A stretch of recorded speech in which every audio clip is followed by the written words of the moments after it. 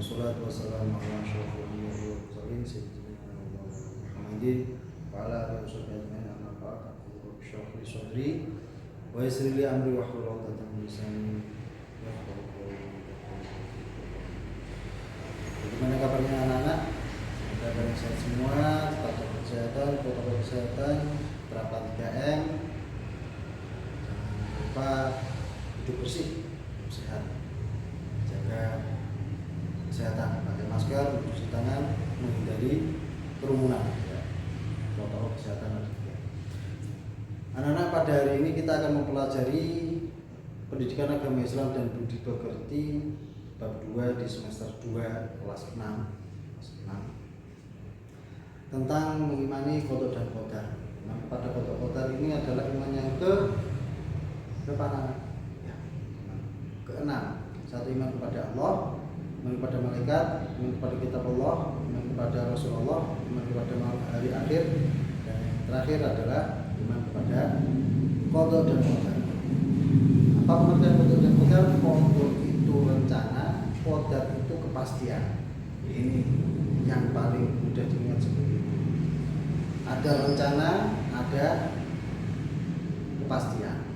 Contoh mudahnya, kalian merencanakan saya besok akan pergi ke Sumatera, atau katakanlah ada lesson plan dari guru-guru kalian, wali kelas, lesson plan hari pekan depan, hari Senin pelajaran ini, hari Selasa ini, Rabu, Kamis, Jumat, Sabtu, itu sudah direncanakan semua. Itu namanya qada. Kalau istilahnya dari Allah itu adalah qada, rencana terhadap makhluk yang diciptakan oleh Allah itu namanya qada. Ditulis, sudah ditulis semuanya. Sama alasan plan juga ditulis semua. Qada. Nah, ketika hari H pelaksanaan, berarti hari Kamis nanti akan pukul 7 berdoa bersama, melaksanakan sholat duha, terus nanti jam 9-nya adalah ulangan harian pertama. Itu namanya qada. Ketika kalian melaksanakan ulangan harian yang sudah direncanakan sama wali kelas, itu namanya kepastiannya atau qadarnya atau hari jadinya. Nah, iya, qadarnya itu seperti itu. Jadi dipastikan pada hari itu, maka hari itulah kalian melaksanakan tugasnya dan dilaksanakan oleh wali kelas. Nah, sudah mudah dipahami ya. Jadi qada itu rencana dari Allah, kalau qadar itu kepastian dari Allah. Lalu kita terapkan pada qada yang konsepnya ada di buku kita ini, buku PAI, buku paket ataupun buku LKS yang akan dibuka. Jadi Allah itu sudah merencanakan semua yang akan Dia ciptakan, mulai dari malaikat, langit dan bumi, seluruhnya sampai hari kiamat itu sudah direncanakan dengan detail sama Allah. Bahkan Pak Hasan berdiri ini di sini syuting pada kalian nanti buka, itu sudah direncanakan sama Allah semua. Ada rencananya semua. Jadi sudah diatur secara detail sama Allah. Setiap gerak, bahkan letak hati kita, pikiran kita, tindakan kita itu semua sudah direncanakan sama Allah. Tinggal nanti ketika kejadiannya, berarti ketika saat Pak Hasan bicara seperti ini namanya qadarnya Allah. Kepastiannya Allah sudah terjadi pada Pak Hasan hari ini, detik ini berbicara kepada kalian lewat video pembelajaran PAI kelas 6 bab 2 semester 2 tentang qada dan qadar. Ini adalah kepastian dari Allah atau qadar Allah terhadap Pak Hasan. Rencananya sudah dulu zaman azali itu sebenarnya adalah masa yang belum ada masa. Allah belum menciptakan langit dan bumi, belum menciptakan waktu, belum menciptakan ruang, itu sudah menulis qada dan qadar. Ada Pak posisi tanpa ruang dan waktu. Mestinya kalau Pak Hasan di sini sebelah kanan Pak Hasan ada aja. Sebelah sana ada pintu, di atas ada, bawah ada, dan waktunya ada. Tapi Allah itu menciptakan itu semua sebelum ada ruang dan sebelum ada waktu. Bagaimana itu? Wallahu a'lam. Kita harus mengimani karena memang seperti itu yang diciptakan oleh Allah. Contoh saja, ada seorang ulama ini membuktikan kalau ruang dan waktu itu ternyata memang bisa bisa dianggap tidak ada, bisa dianggap ternyata memang Allah itu bisa. Ada seorang ulama itu sholat Jumat berangkat pagi-pagi, jam 10 sudah berangkat, ada di shop pertama. Saat khotib naik, dia itu kebelet, pengen BAB, pengen BAK, wes tidak kuat rasanya, kebelet mules, tidak karuan, pengen ke kamar mandi. Dia berpikir kalau saya ke kamar mandi nanti soft saya ditempati oleh orang lain, karena sebentar lagi khutbah akan selesai. Saya kalau ke kamar mandi tidak bisa sebentar, pasti lama karena mulus sekali. Kalau saya pergi dari sini, kalau saya tetap di sini, saya tidak kuat menahan perut yang sudah mulus sekali. Kalau mulusnya seperti itu. Nah, akhirnya di sebelahnya orang itu tiba-tiba ada yang berbisik, orang tua berbisik, "Mas, kenapa? Kamu mau ke belakang?" "Iya Pak." "Ya sudah, ini silakan ke belakang." Jadi sama bapak-bapak itu ngambil sorbannya terus dikukuhkan sama orang tadi. Itu sama-sama ulamanya. Jadi ketika dikukuh begini, orang itu tuh tiba-tiba sudah tidak ada di masjid.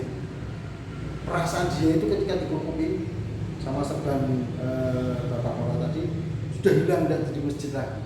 Dia itu sudah berada di sebuah pinggiran sungai yang bagus, yang indah, terus bisa BAB di situ, bisa PAK di situ, terus bisa mandi, seger dan yang sebagainya. Dan tadi dipesani kalau sudah nanti bilang atau teriak saja, "Saya sudah selesai Pak." Nah, seperti itu. Nah, ternyata apa? Dia bilang, "Pak, saya sudah selesai." Padahal kalian hitung sendiri. Dari mulai BAB, BAK sampai mandi bersih, samponan barang. Ini hampir memakan waktu sekitar setengah jam. Kita sudah bilang, "Sudah Pak, diambil." Ternyata khotib itu belum duduk di antara khutbah dua. Jadi kan khutbah itu ada dua. Yang tadi itu khutbah pertama dan khutbah kedua. Dan di antara dua khutbah ini pasti ada duduk di antara dua khutbah. Ini Pak masih khutbah pertama tadi. Dan ketika ke situ masih khutbah pertama juga. Belum duduk di antara dua sujud. Ini membuktikan kalau ada ada sesuatu yang memang di luar ruang dan waktu. Di luar ruang dan waktu. Waktunya kalau mandi itu setengah jam, tapi ternyata beberapa detik itu sudah selesai di masjid itu. Dia sudah kembali lagi. "Loh, kok cepat perasaan saya tadi lama. Loh, ini kok masih tetap khutbah pertama, belum khutbah kedua." Dan ruangnya bagaimana? Dia itu ada di situ. Orangnya ada di situ, tapi dia merasa sudah ada di pinggir sungai, kayak mimpi seperti itu. Nah, ini namanya tempat tanpa ada ruang dan waktu itu seperti itu. Contoh jeleknya seperti itu, contoh mudahnya seperti itu. Jadi Allah dulu sudah merancang semua, mengkodok semua, merencanakan semua yang akan diterapkan pada makhluk hidupnya. Lupa berarti kalau saya mencuri, saya maling, saya merampok, saya melakukan minuman keras dan maksiat semuanya, itu berarti Allah ikut-ikutan maksiat. Oh enggak, tidak seperti itu. Allah itu menciptakan apa yang diinginkan manusia. Jadi manusia itu punya sifat ikhtiar, sifat memilih. 1, 2. kamu mau memilih yang baik atau yang buruk. Kalau memilih yang baik maka diberi pahala, kalau yang buruk berarti diberi siksa. Jadi dalam qada itu ada pilihan, karena manusia itu diberi sifat ikhtiar ini, milih. Mama, ini kamu ada melihat dompet, itu diberi pilihan sama Allah. Kamu ngambil terus buat jajan atau kamu ngambil untuk serahkan sama orang yang memiliki, atau ke ibu guru atau bapak guru. Kalau kamu milihnya, wah, jajan baik, gitu ke pulsa, kuota ataupun teh. Nah, ini namanya kamu melakukan hal-hal yang buruk. Peran Allah bagaimana? Menciptakan kamu melakukan hal seperti itu. Bukan berarti Allah itu ikut melakukan seperti itu. Allah sudah punya dua rencana. Kalau si A ini melakukan mengambil uang di dalam dompet untuk kuota, maka aku akan ciptakan ke situ. Kalau dia itu ingin memberikan kepada orang yang punya, maka aku ciptakan dia melakukan kebaikan seperti itu. Tinggal milih. Kalau milihnya ke kiri, berarti dia akan mendapatkan siksa. Kalau memilih ke kanan, itu berarti akan mendapatkan pahala. Seperti itu. Jadi ikhtiarnya manusia itu seperti itu. Jadi bukan tidak bisa manusia, aku sudah dikodok kodar sama Allah, ronom ini sudah terserah Allah. Tidak bisa, karena kita ada ikhtiarnya. Ya, ada ikhtiar. Sakit mau sembuh, minum obat. Kalau dia mau minum obat, dia belum tentu bisa sembuh. Tapi minum obat belum tentu sembuh. Karena apa? Itu kesembuhan semua milik Allah. Kita cuma ikhtiar saja. Minum obat supaya bisa sembuh. Kan seperti itu. Ikhtiar kita itu seperti itu. Banyak tuh orang minum obat tidak sembuh, banyak. Lebih banyak lagi orang yang tidak minum obat tambah sakit, kan seperti itu. Ini namanya ikhtiar dalam tanda kodok. Kodoknya Allah itu ada kodok yang bisa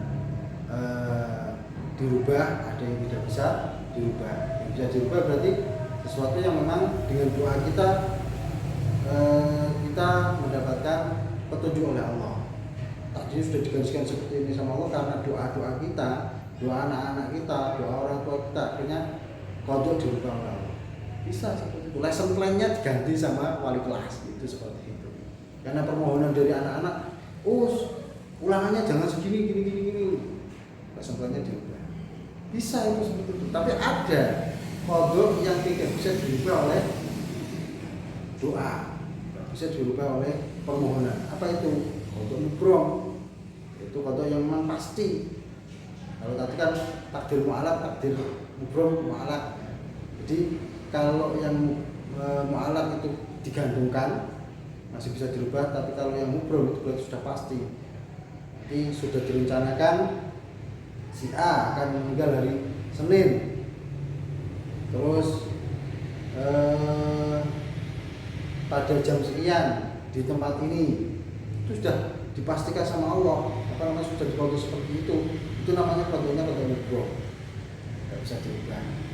Atau istilahnya takdir mubrom. Kenapa sudah tidak bisa dirubah sama sekali? Tuh, kematian, terus rezeki, terus juga jodoh. Nah, ini jodoh ini. Kalau memang sudah jodoh mau kemana? Seperti dulu Pak kan ada